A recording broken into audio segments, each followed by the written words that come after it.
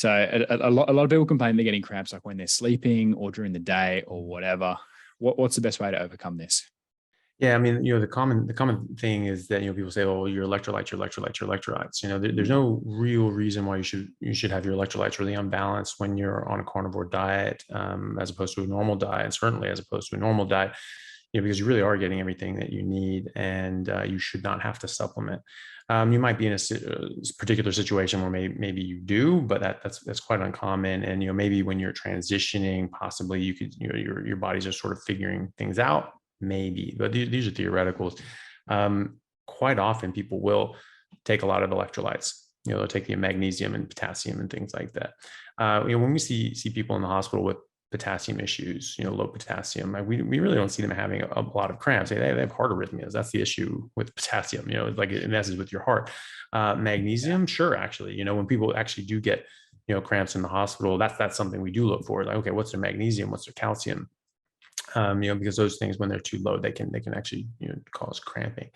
So those shouldn't be out of balance, though. They shouldn't be out of whack on a carnivore diet.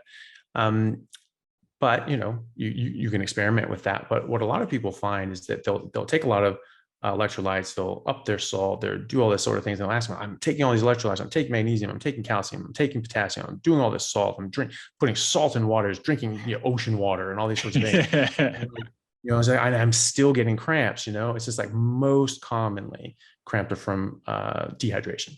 Just not getting enough water. And so, and especially if you're already supplementing, you're just giving yourself a ton of electrolytes and you're still getting cramps. Well, that's obviously not the electrolytes, because you covered that, that base, and now, it's something else. And so generally, people say, oh, well, I put some salt in water and I drink a lot of water, drink that. And then it gets better. It's like, yeah, but was it the salt or was it the water? Exactly. In most cases, it's going to be the water. And so that's what I suggest to people is like, really increase your water. And I still get, leg cramps. I've always, gotten leg cramps if I get dehydrated.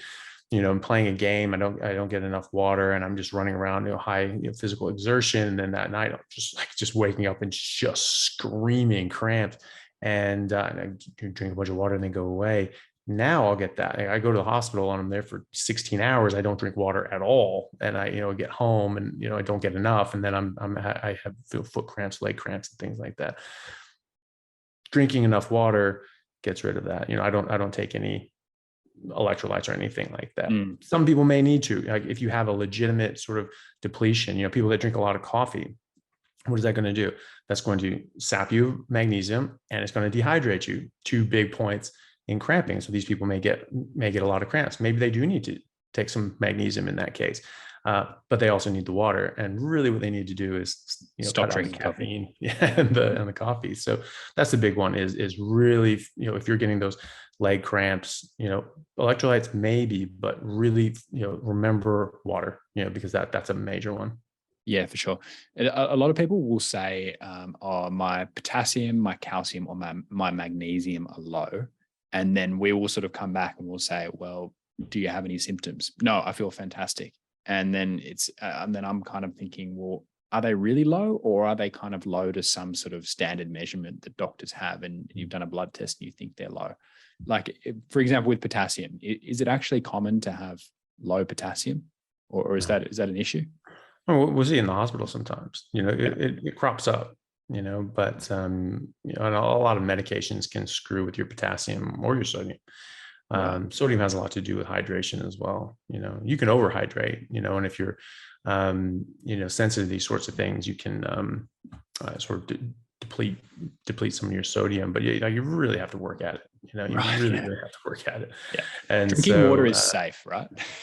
Drinking water is safe. Yeah. Especially, if you're drinking to thirst, I mean, you can force yourself to do anything, and then that's not a good thing.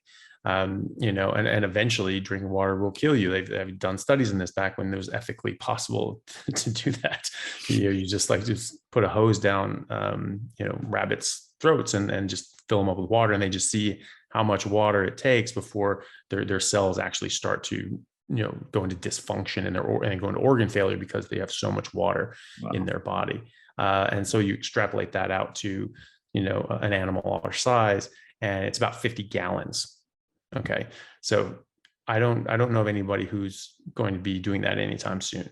No. But it's possible.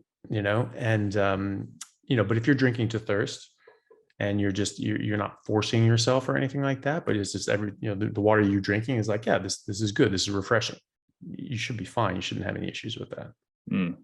Okay, awesome. Everybody drink more water. Yeah, exactly. That's the bottom line. You're not going to do any damage. Yeah. Just drink more water. It'll help your cramps. You don't need to add salt. Yeah, exactly. Yeah, and if you're eating more salt, you're actually going to increase your body's desire for water as well. So take home is just drink more water. Everyone will likely benefit from drinking more water. People don't realize just how good it is, and they feel a lot better when they start getting more water.